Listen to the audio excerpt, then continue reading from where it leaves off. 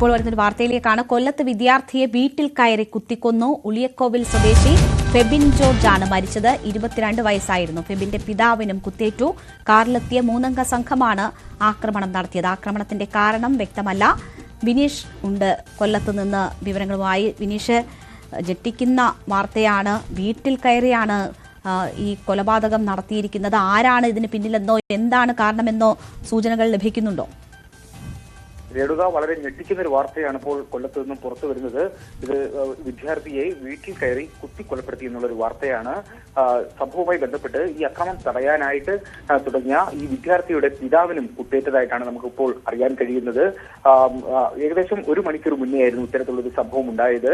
ഒരു കാറിലെത്തിയ പർദ്ദ ധരിച്ച ഒരാൾ കാറിൽ നിന്നും ഇറങ്ങുകയും ഉടൻ തന്നെ ഇവരുടെ വീട്ടിലേക്ക് കയറുകയും വിദ്യാർത്ഥിയെ വിളിച്ചിറക്കി കുത്തിക്കൊലപ്പെടുത്തുകയും ചെയ്തു എന്നാണ് ഇപ്പോൾ നമുക്ക് പോലീസിൽ നിന്നും അറിയാൻ കഴിയുന്നത്. BCA വിദ്യാർത്ഥിനിയാണ്. ഫാത്തിമ മാതാ കോളേജിൽ BCA 2ാം വർഷ വിദ്യാർത്ഥിനിയാണെന്നാണ് നമുക്കിപ്പോൾ അറിയാൻ കഴിയുന്നത്. ഇതിൽ നിന്നെല്ലാം വ്യത്യസ്തമായിട്ട് മറ്റൊരു കാര്യം നമുക്ക് സൂചിപ്പിക്കാനുള്ളത്, ഈ അക്രമം നടത്തിയ ആളുടേതെന്ന് സംശയിക്കുന്ന ഒരു മൃതശരീരം റെയിൽവേ ട്രാക്കിൽ നിന്നും ലഭിച്ചിരിക്കുന്നു. ചവറ സ്വദേശിയായ തേജസ് രാജ് എന്നാണ് അയാളുടെ പേര്. ഇയാൾ തന്നെയാണോ ഈ അക്രമം നടത്തിയത് എന്നുള്ളതിനെ കുറിച്ച് പോലീസ് ഇപ്പോൾ അന്വേഷിച്ചു വരികയാണ്.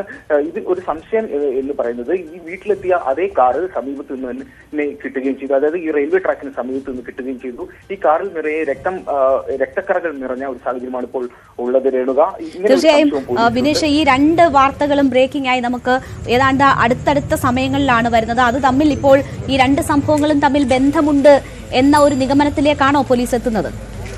തീർച്ചയായും പോലീസ് അത്തരത്തിലുള്ള അന്വേഷണത്തിലേക്ക് തന്നെയാണ് എത്തുന്നത്. കാരണം ഇവര് വീട്ടിലെത്തിയ സമയവും ഈ ഒരു മരണ സമയവും, അതായത് ഈ ആത്മഹത്യ ചെയ്തതായിട്ട് പറയപ്പെടുന്ന സമയവും തമ്മിൽ അധികം വ്യത്യാസമില്ല.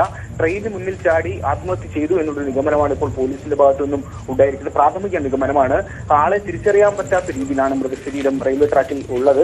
ഇയാളുടെ കാറിൽ ചില രേഖകൾ ഉണ്ടായിരുന്നു. ഇങ്ങനെ പരിശോധിച്ചപ്പോഴാണ് ഈ പേര് പോലീസിന് ലഭിച്ചത്. ചവറ സ്വദേശിയായ തേജസ് രാജ് എന്ന ആളാണ് കാർ ഓടിച്ചിരുന്നത് എന്ന ഒരു നിഗമനത്തിലേക്ക് എത്തിയിരിക്കുന്നത്. എന്തായാലും മൃതശരീരം അവിടെ നിന്ന് ജില്ലാശുപത്രിയിലേക്ക് മാറ്റിയിട്ടുണ്ട്. പോലീസ് ഇപ്പോൾ വീട്ടിൽ, അതായത് ഈ വിദ്യാർത്ഥിയുടെ വീട്ടിൽ പരിശോധനയ്ക്കായി എത്തുന്ന ഒരു സാഹചര്യമാണ് ഉള്ളത്. കൂടുതൽ വ്യക്തത വിനീഷ്, ഈ വിദ്യാർത്ഥിയുടെ അച്ഛന് ഈ അക്രമം തടയാൻ ശ്രമിക്കുമ്പോൾ പരിക്കേറ്റതായി വിവരമുണ്ട്. ആ സമയത്ത് ആ വീട്ടിൽ ആരൊക്കെ ഉണ്ടായിരുന്നു എന്നറിയാമോ? അവരിൽ നിന്ന് എന്താണ് ഈ അക്രമത്തിന് പിന്നിൽ ആരാണെന്നോ എന്താണ് അവരുടെ ലക്ഷ്യമെന്നോ എന്തെങ്കിലും സൂചനകൾ പുറത്തു വരുന്നുണ്ടോ? രേണുക, പോലീസിന്റെ ഭാഗത്ത് നിന്ന് നമുക്ക് അറിയാൻ കഴിയുന്നത്, ഈ വിദ്യാർത്ഥിയുമായി ബന്ധപ്പെട്ടുള്ള ചില എന്തെങ്കിലും തർക്കങ്ങളോ മുൻവൈരാഗ്യമോ മറ്റോ ആവാം എന്നുള്ള നിഗമനമാണ് പോലീസിനുള്ളത്. പ്രാഥമിക നിഗമനമാണ്. അത്തരത്തിലുള്ള അന്വേഷണം ഇനി നടക്കേണ്ടതായിട്ടുണ്ട്. വിദ്യാർത്ഥികൾ തമ്മിലുള്ള എന്തെങ്കിലും വിരോധമാണോ ഇത്തരത്തിലുള്ള അക്രമത്തിലേക്ക് നയിച്ചതെന്നാണ് പോലീസ് അന്വേഷിക്കുന്നത്. അതുപോലെ തന്നെ BCA വിദ്യാർത്ഥിയാണ്, 2ാം വർഷ വിദ്യാർത്ഥിയാണ്. അപ്പോൾ വിദ്യാർത്ഥികൾ തമ്മിലുള്ള ഒരു അക്രമം ഇങ്ങനെ വീട്ടിലേക്ക് എത്തുക, വലിയൊരു കൊലപാതകത്തിലേക്ക് നയിക്കുക എന്നൊക്കെ പറയുമ്പോൾ തന്നെ നമുക്ക് വലിയ ഞെട്ടലോടെയാണ് ഈ ഒരു വാർത്ത നമ്മൾ കാണുന്നത്. നമ്മൾ ഏറ്റവും സുരക്ഷിതം എന്ന് കരുതുന്നത് നമ്മളുടെ വീടാണ്. അങ്ങനെ വീട്ടിലിരിക്കുന്ന യുവാവിനെയാണ് വീട്ടിന് അകത്ത് കയറി ഇപ്പോൾ കുത്തിക്കൊന്നിരിക്കുന്നത്.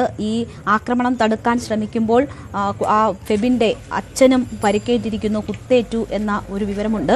ഉളിയക്കോവിലാണ് ഈ യുവാവിന്റെ വീട്. ആ വീട്ടിൽ കയറിയാണ് 3 അംഗ സംഘം കുത്തിക്കൊന്നിരിക്കുന്നത്. ഫെബിൻ ജോർജ് ഫാത്തിമ മാതാ കോളേജിലെ വിദ്യാർത്ഥിയാണ്. കാറിലെത്തിയ സംഘമാണ് ഫെബിനെ ആക്രമിച്ചത്. ഈ ആക്രമണത്തിന്റെ കാരണം എന്താണ് എന്ന വിവരങ്ങളില്ല. അതേസമയം വിദ്യാർത്ഥികൾക്കിടയിൽ എന്തെങ്കിലും പ്രശ്നമാണോ എന്ന് പ്രാഥമികമായി പോലീസ് സംശയിക്കുന്നു. അതിനോട് സമാനമായി തന്നെ മറ്റൊരു സംഭവം കൊല്ലത്തുണ്ടായിരിക്കുന്നു. അത് റെയിൽവേ ട്രാക്കിൽ ഒരു മൃതദേഹം കണ്ടെത്തിയതാണ്. ആ മൃതദേഹം കണ്ടെത്തിയ സ്ഥലത്തിന് സമീപത്ത് നിന്ന് ഒരു കാറ് കണ്ടെത്തിയിട്ടുണ്ട്. അതിൽ രക്തപ്പാടുകളുണ്ട്. അപ്പോൾ ഈ അക്രമി സംഘത്തിൽപ്പെട്ട ഒരാളാണ് അവിടെ കൊല്ലപ്പെട്ടിരിക്കുന്നത് എന്ന് സംശയിക്കുന്നു. ഈ 2 സംഭവങ്ങളും തമ്മിൽ ബന്ധമുണ്ട് എന്ന ഒരു പ്രാഥമിക നിഗമനത്തിലേക്ക് പോലീസ് എത്തുന്നു എന്നതാണ് വിനീഷ് അവിടെ നിന്ന് റിപ്പോർട്ട് ചെയ്യുന്നത്. എന്തായാലും നാടിനെ നടുക്കുന്ന ഒരു സംഭവമായി മാറിയിരിക്കുന്നു കൊല്ലത്ത് നിന്ന് വരുന്ന ഈ വാർത്ത. കടപ്പാക്കടയിൽ റെയിൽവേ ട്രാക്കിന് സമീപമാണ് ഒരു മൃതദേഹം കണ്ടെത്തിയിട്ടുള്ളത്. സമീപത്ത് നിർത്തിയിട്ട മാരുതി കാറിലാണ് ചോരപ്പാടുകളുള്ളത്. ഈ കാറ് ഈ വീട്ടിൽ അക്രമികൾ എത്തിയ കാറാണ് എന്നതാണ് ഇപ്പോൾ സംശയിക്കുന്നത്.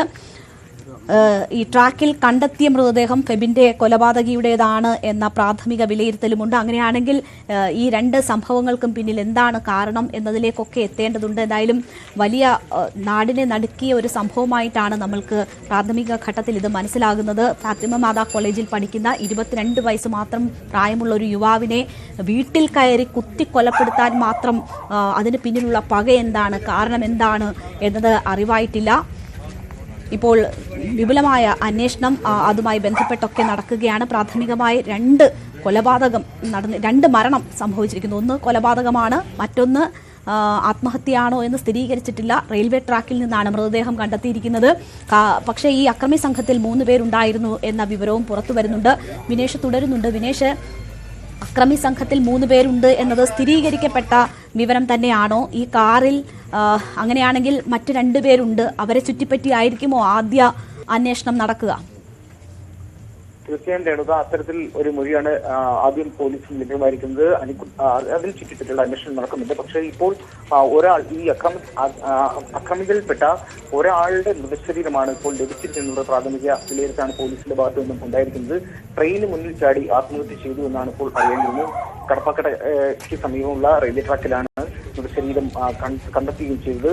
അർദ്ധ നടത്തിയതെന്നാണ് ഇപ്പോൾ അറിയുന്നത്. പോലീസ് കൂടുതൽ അന്വേഷണത്തിലേക്ക് എത്തുന്നു. സംയുക്ത CCTV ദൃശ്യങ്ങളെല്ലാം ശേഖരിച്ച് മാത്രമേ കൂടുതൽ വിലയിരുത്തലിലേക്ക് എത്താൻ കഴിയുകയുള്ളൂ. അത്തരത്തിലുള്ള നിഗമനത്തിലേക്ക് നീങ്ങുകയാണ്. ആദ്യം തന്നെ ഈ കാർ പരിശോധിച്ചിരുന്നു. കാറിൽ ഒരുപാട് രക്തപ്പാടുകൾ കാണാൻ ഇടയായി തീർന്നു. അങ്ങനെയാണ് കാറിൽ നിന്ന് കിട്ടിയ ചില വിവരങ്ങളാണ് ഈ അക്രമിയുടെ ചില പേരുകൾ പോലീസിന് ലഭ്യമായിരിക്കുന്നത്. ഇതിൽ കൂടുതൽ വ്യക്തത വരാനുണ്ട് രേണുക. ഇപ്പോൾ ഉന്നത പോലീസ് സംഘം ഇപ്പോൾ ഇവരുടെ വീട്ടിലേക്ക് എത്തുന്ന ഒരു സാഹചര്യമാണ് ഉള്ളത്. കൂടുതൽ വിവരങ്ങൾ വരും സമയങ്ങളിൽ നമുക്ക് ലഭ്യമാകും രേണുക. വിനേഷ്, ഈ 2 സംഭവങ്ങളും തമ്മിൽ ബന്ധമുണ്ട് എന്ന ഒരു പ്രാഥമിക നിഗമനത്തിലേക്ക് എത്തുന്നു. അതിനിടയാക്കിയത് ഈ അക്രമി ഫെബിന്റെ വീട്ടിലെത്തിയ അതേ കാറാണ് റെയിൽവേ ട്രാക്കിന് സമീപം കണ്ടെത്തിയ മാരുതി കാർ എന്ന് ഉറപ്പിക്കുന്നതിൽ നിന്നാണോ അങ്ങനെ ഒരു സംശയം? തീർച്ചയായും അതിന് അത്തരത്തിലുള്ളൊരു വിലയിരുത്തൽ പോലീസിന്റെ ഭാഗത്ത് നിന്ന് വരുന്നതേ ഉള്ളൂ. കാരണം CCTV ദൃശ്യങ്ങൾ പ്രധാന ഘടകമാണ്. അത് പരിശോധിക്കുന്നുണ്ട്. അതുപോലെ തന്നെ ഇപ്പോൾ റെയിൽവേ ട്രാക്കിന് സമീപം മൃതശരീരം കിട്ടി. അതിന് സമീപത്തായിട്ട് ഒരു വാഗണർ കാറും ലഭിച്ചിട്ടുണ്ട്. ഈ കാറിൽ ചില രക്തക്കറകൾ ഉണ്ട് എന്നുള്ളതാണ് പോലീസിനെ കൂടുതൽ സംശയിക്കുന്നത്. കാരണം അങ്ങനെയാണ് ഒരു സംശയം ഉണ്ടാകുന്നത്. ഈ കൊലപാതകം നടന്ന സമയവും ഈ ആത്മഹത്യ ചെയ്ത സമയവും തമ്മിൽ അധികം വ്യത്യാസമില്ല രേണുക. ട്രെയിനിന് മുന്നിൽ ചാടി മരിക്കുകയായിരുന്നതാണ് ഇപ്പോൾ നമുക്കറിയാൻ കഴിയുന്നത്. അത് ഈ അക്രമി തന്നെയാണോ എന്നുള്ളതിനെ കുറിച്ച് പോലീസ് അന്വേഷിക്കുന്നുണ്ട്. ചവറ സ്വദേശിയായ തേജസ് രാജ് എന്ന ആളുടെ പേരാണ് പോലീസിന് ലഭ്യമായിരിക്കുന്നത്. ഇയാൾ തന്നെയാണോ അക്രമം ഈ കൊലപാതകം നടത്തിയത് എന്നുള്ളതിനെ കുറിച്ചും വ്യക്തത വരാനുണ്ട്. പോലീസ് അത്തരത്തിലുള്ളൊരു അന്വേഷണത്തിലേക്ക് നീങ്ങുന്നുണ്ട്.